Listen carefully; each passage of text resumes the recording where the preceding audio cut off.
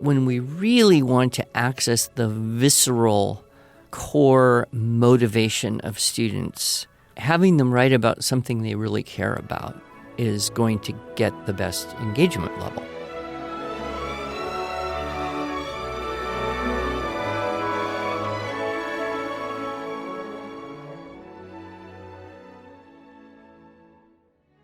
Hello, and welcome to the Arts of Language podcast with Andrew Poudois, founder of the Institute for Excellence in Writing, or as many like to say, IEW.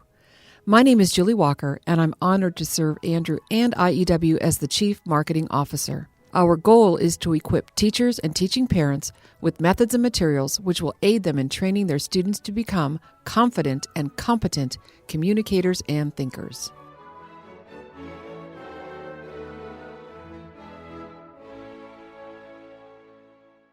So, Andrew, today's topic is changing someone's mind, the power of persuasive writing.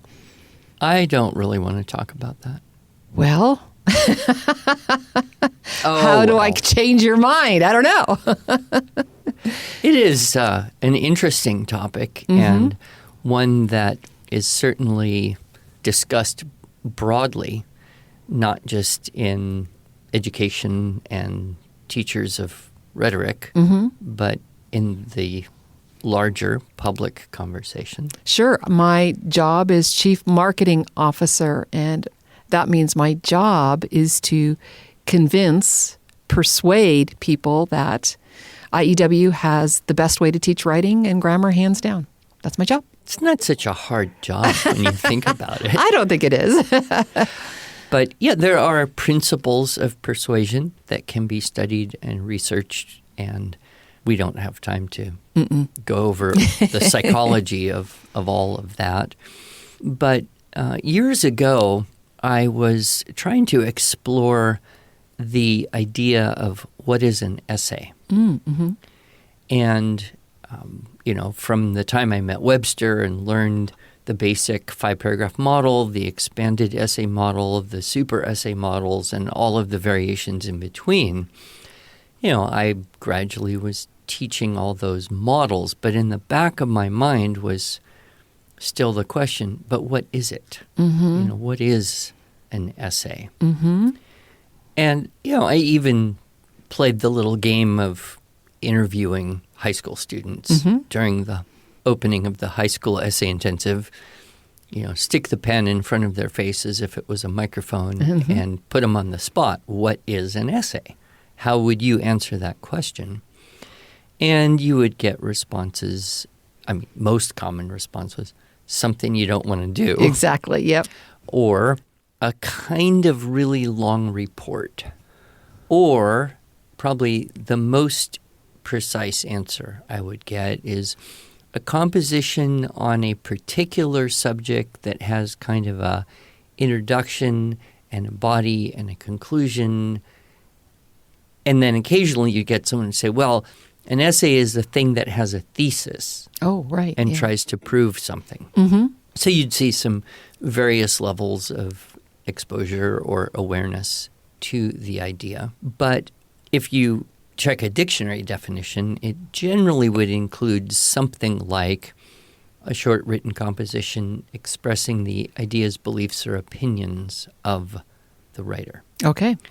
So by definition, an essay has to express an opinion. And usually opinions are things that can be challenged, that need to be defended, as opposed to things that are more factual, that everyone can kind of agree on. Although in today's world, sometimes it seems as though there's more confusion between fact and opinion and fact. But nevertheless, from a teaching point of view, how do we help a student move from being able to write a report representing factual information in an organized and stylish way to being prepared to express an opinion and support that for an audience that may not be already in agreement with you? And so that's where I kind of came up with this idea of, the developing the essayist pathway. Mm-hmm. And it kind of parallels what we do naturally as kids move through the stages of school, elementary grade, 3, 4, 5, that age range. That's when we think about writing reports. Mm-hmm. And we teach them how to collect up, organize, and present information about an animal or a state or a country or a person or something.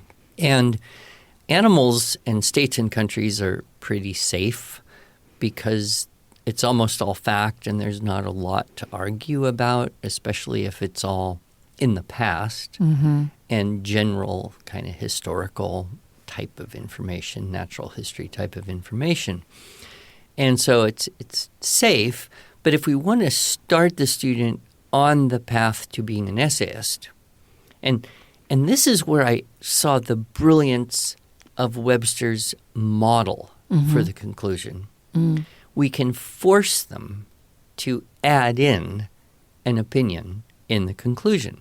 And for those listeners who are familiar with our Unit 7, Unit 8 models, we always say in the conclusion, whatever your age or level or ability or experience is, you have to include what is the most notable, most significant, most important, most anything, fill in the blank. It doesn't matter, but when you say what's the most interesting thing, important thing, then that forces them to choose one of those ideas, one of those facts, one of those statements, one of those concepts somewhere from that paper and use that to kind of make a point at the end. What sometimes in classical rhetoric might be called a very simplified version of an amplification, Okay. right? So of all that I told you about peregrine falcons, Okay.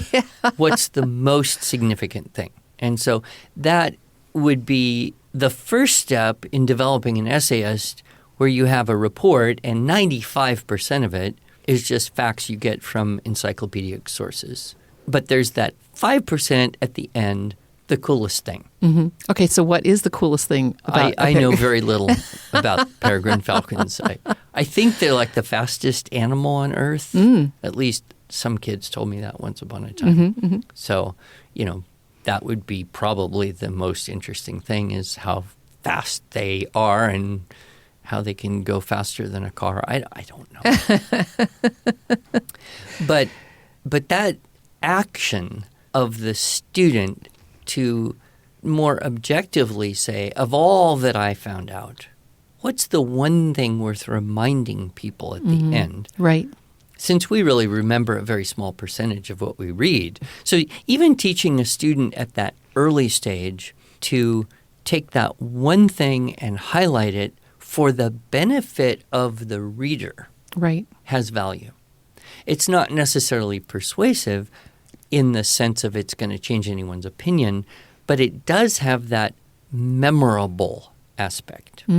And part of persuasive communication is being memorable, right? If you read something or hear something and you go home and tell someone what you heard, you're likely going to start with the most interesting or memorable or significant thing about that. Yep, it's true. Then we move into middle school, and this, I think, is the most confusing area for a lot of teachers because especially if you read like state standards or writing standards of some sort, they want to, I would say in some cases prematurely, force these students into having a thesis, making a point, supporting it with supporting details, and pushing into what might be called persuasive writing. And so there's frustration in middle school teachers of kids who are just not quite there yet. They don't have the background of collecting up, organizing, presenting facts that makes them comfortable. They just want to argue. Probably, yeah. So I think, historically we see that in middle school, kids are more likely to start writing about people or events or historical or current events that there are different perspectives on. And so that's a good opportunity to show, okay, you're writing about this person. Were there different opinions about this person and what they did at that time? Right. Or even has it changed since then? Mm-hmm. Right. And so, or events. Events, for the most part, would be things like wars and discoveries, right? Those would be the big ones. What were the causes of a war? What were the benefits or effects of this discovery that occurred?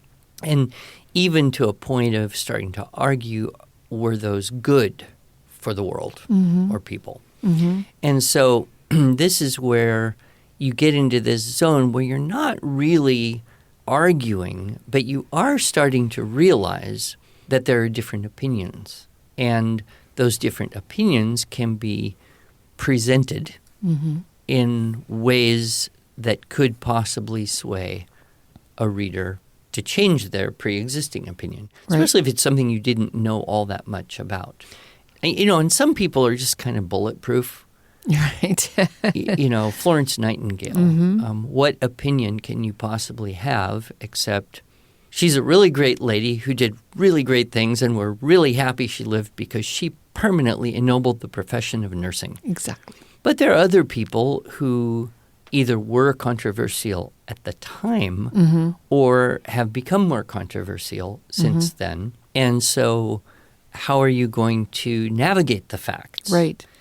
If you want to portray a particular person in a particular light, then you could go and select up any number of facts, statements, commentaries, whatever, that would support that perspective, that opinion of that person.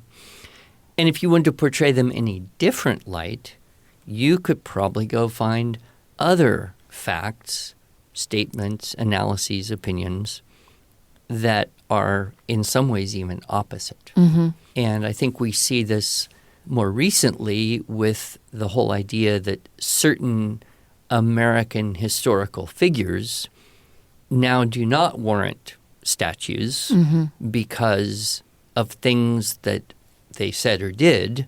The people didn't consider all that important when they made the statues to commemorate the things they did that they do like, but now those things are outweighed perhaps by negatives in some people's minds. Yes. So now we have to kind of look differently at those people. And of course, we see that it's very possible for anyone to choose some facts and ignore others, or vice versa, when presenting information, particularly about a person or an event. Sure. And so this is where I think it's kind of fun to teach to the middle schoolers. If you want to portray this person in a particular way, you would choose these facts and ignore those. Or if you want to portray them in the opposite way, then you could choose some of these facts and ignore the others. And, that seems a little sneaky. I've actually had people ask me, are you saying we should teach middle school age students to be sneaky in writing? And I point out a couple things. Number one, you don't have to teach them to be sneaky. They're naturally sneaky. Right. But more importantly, if we show them how this can be done, and even let them do it, they will perceive that anyone could do this, and that maybe it's being done to them. And when they're reading something, maybe all the facts aren't there. Right. And so this, I think, is a level of what might be called critical thinking that is very good to teach. Well, and isn't that like a formal debate program? Don't they actually have to be prepared to debate either side of the argument? Yes. And that, I think, is one of the best things about high school age kids getting into debate is they come up with some case, some way that they're going to meet the resolution to improve the world. But they also have to anticipate all the objections. And they may end up going negative against an affirmative team that's running the same affirmative case as they're running. Oh, right. Uh-huh. And so then they start to realize, wow, it's much more complicated than it seems. Mm-hmm. And I think if there was one thing that would help us all have more, I don't know if empathy is the right word, but more understanding, tolerance for the varying opinions that we see in an increasingly politically divisive environment, Mm-hmm. it would be that before we take a position, we should consider what other views on this. I would hope so. So, I think this is really a good path. Mm-hmm. And if we teach it through writing, it becomes more exact thinking, right? What was the Bacon quote that Right. I loved? Reading makes a full person. Speaking makes a ready person. I'm paraphrasing, of course, Right. for Bacon. But writing makes an exact person. Mm-hmm. And so when we teach this strategy through composition, then everyone has to be more careful, more precise, have to have documentation. But you can still ignore certain things to create a particular influence and vice versa. Right. That's not necessarily persuasive writing in the sense of I'm going to posit a thesis and prove it so you are forced to change your mind, which is how some people might define persuasive writing. Mm-hmm. But it moves in that direction. So for me, that's a valuable step Mm-hmm. in the kind of middle school zone, Mm-hmm.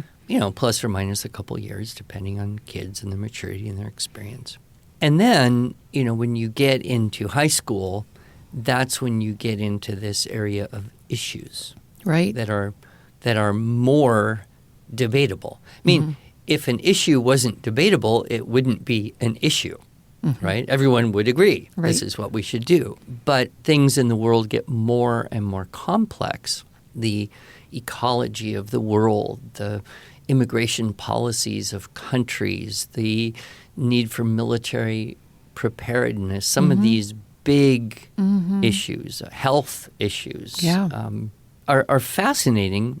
And that's when we say, okay, now let us say we've collected up a lot of information. We do have a pretty solid foundation for arguing a particular perspective. And hopefully, here we get to argue a perspective that we do care about. Mm-hmm. I think, debate is fun as a sport. But when we really want to access the visceral core motivation of students, having them write about something they really care about is going to get the best engagement level. Right. And, a lot of people don't care about something until they start to learn about it. So there is a symbiosis there. If you don't have enough information, it's really hard to have an opinion, to care, to put any energy into it, and you're just, mechanically walking through the steps so you can turn in the paper and get a grade. And sometimes that's all it is. Yeah.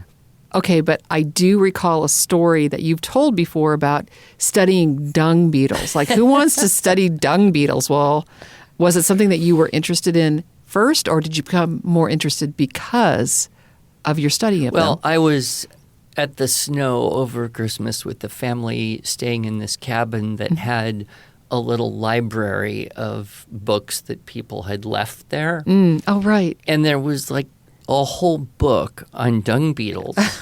And so the curiosity that caused me to open the book was, how could anyone write a whole book on this? Right, right. But yes, as I began to read, and it was very well written, engaging narratives and the whole thing, by I don't know, 2/3 through the book, I was kind of convinced that, yes, dung beetles are the most important creature. We can't survive without them, So yes, information often creates a level of interest that wouldn't be there otherwise. But when we get into this area of what many people call persuasive writing, so I have a particular opinion, and I think you would benefit from having the same opinion as me, because then you would make better decisions for your personally, for your family, for your society, for your country, the way you vote, right? So I would want to persuade you to think the way I think, since I know I'm right about this. Okay, so I'm going to, on the spot here, listener, he has no idea what I'm about to say. So I want you to persuade me, and I'm going to first give you the counter argument that I should be eating organic food. Okay, I know this is a personal preference of yours, and I would say, from where I sit, organic food is more expensive, and therefore I can do more with my money. If I don't buy organic food, I can, go visit my grandchildren, or, not have to figure out what specialty stores I have to go to because it's harder to find good organic food. So now, persuade me using the persuasive essay model. Yeah. So teaching is like sales. Sure. Right? And sales is all about persuasion. You should buy this rather than that. This is a better product than that. And so it's kind of a hurt and rescue. Okay, right. So if people feel the pain of not having the thing that you want to give them, either in terms of education or commercial product, then they're much more willing to listen to you, much more willing to invest, to spend their time and money. But at the same time, people come in with certain biases. Right. And so you have to acknowledge that. Yes. So probably the wrong way to do this would be to say everyone should eat organic food whenever possible for these 3 reasons. And then I would give you these 3 reasons and say, so now you should definitely believe what I say about this, and that would be kind of the argumentative approach. Right. So I'm going to have a thesis. I'm going to support it with proofs. And these proofs are going to be so compelling that you change your mind. Well, no, I have to do a couple things here. Number one, I have to acknowledge the opposing view and then somehow work in a solution or a certain discrediting or plant seeds of doubt about that opposing view. And then I also might make an appeal to the danger of not following and then give the positives. So those 3 elements. Now, they could be organized in different ways. When we teach this in our SSS and TWSS materials, we generally suggest that students get their topics and line them up to kind of, the con, and then the middle one that could kind of go either way, and then the pro, the big guns reason at the end. And then in the conclusion, rather than just restate the topics, you're going to restate but discredit the con and reaffirm the pro. So the con, as you have stated, is the expense. Yes. That organic foods are generally more expensive. So I would probably go up and do some research on this. The cost, yes, if you buy organic foods at a place like Whole Foods. Exactly. You'll pay more for everything. However, Walmart, Target, natural grocers here in Tulsa, they have organic vegetables that are probably only 10 to 15% more in expense. Okay. So that is a margin that maybe you can live with. You may have had a concept that, oh no, everything costs twice as much. My grocery bill will double. I can't afford that. But if I can collect up some information to kind of refute it. So yes, they are more expensive, but how much more expensive? Sliver of doubt. Sliver of doubt. So we put that sliver of doubt.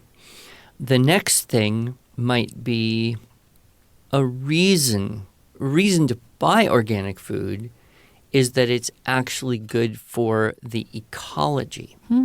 So you can view that added expense as almost an investment in making the world a better place. The more farmers and growers that are motivated to create organic crops, the fewer the chemicals that will be dumped in to the environment, polluting waterways, sitting in the soil, cross-contaminating, So you could kind of go that way and say, yes, here's a reason.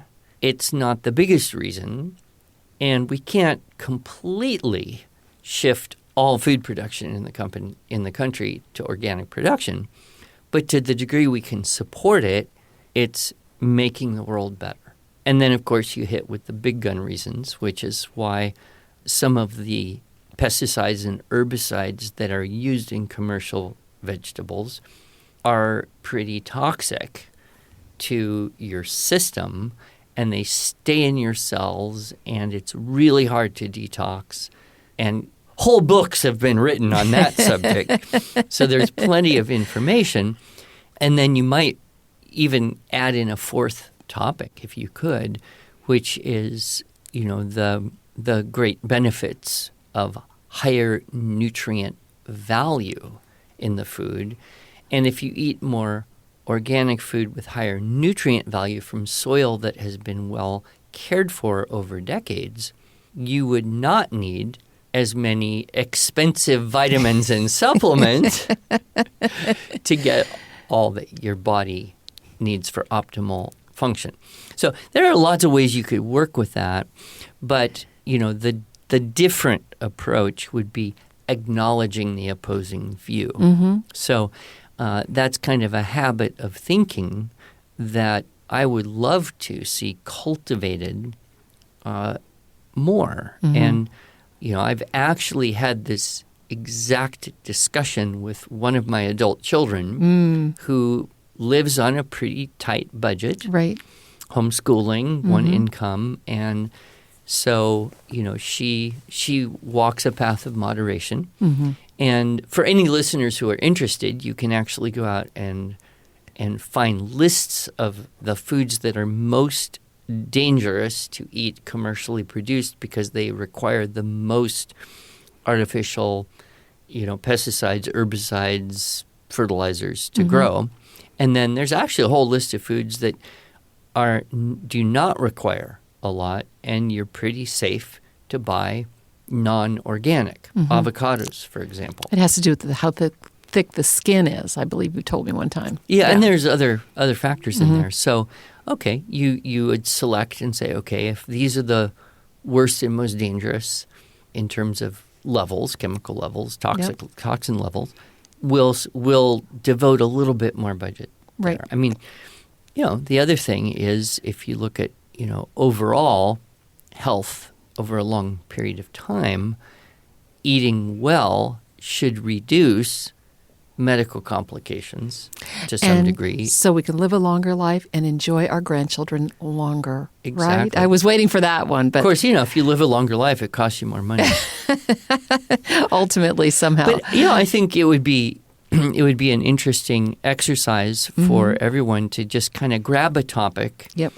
And without having a big, writing lesson on it, practice at the dinner table and say, okay, let's say that we want to persuade in someone of this view. Dad, to get us a dog. We understand the opposing points, right? And so let's have a debate. One of our coworkers talks about how when his kids were at home, they would always, every Friday or some day of the week have a family debate on a particular issue, and him teaching his kids to think a little more outside. This is just what I know and believe and want to hear. To that more broad level of what we would call critical thinking in the positive sense. Yes, absolutely. And Andrew, I know I hit a hot topic with you, and which is why our podcast might have gone a little bit longer, with apologies to our listeners.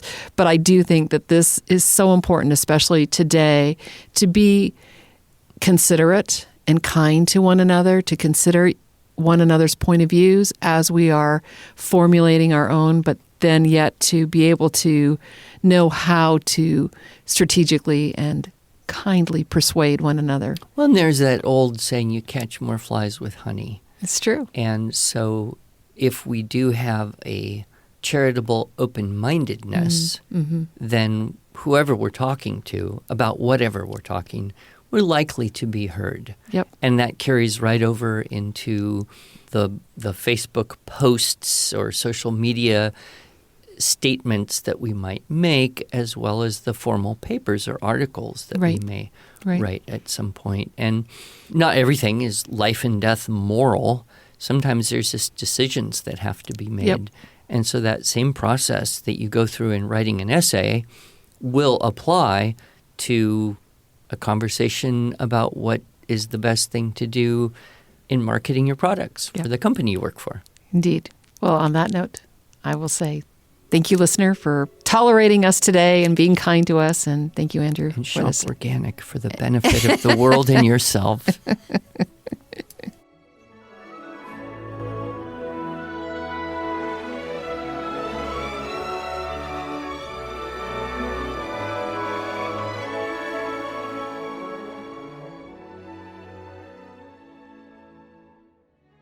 Thanks so much for joining us. If you enjoyed this episode and want to hear more, please subscribe to our podcast in iTunes, Google Podcasts, Stitcher, or Spotify, or just visit us each week at iew.com/podcasts. Here you can also find show notes and relevant links from today's broadcast. One last thing, would you mind going to iTunes to rate and review our podcast? This really helps other smart, caring listeners like you find us. Thanks so much.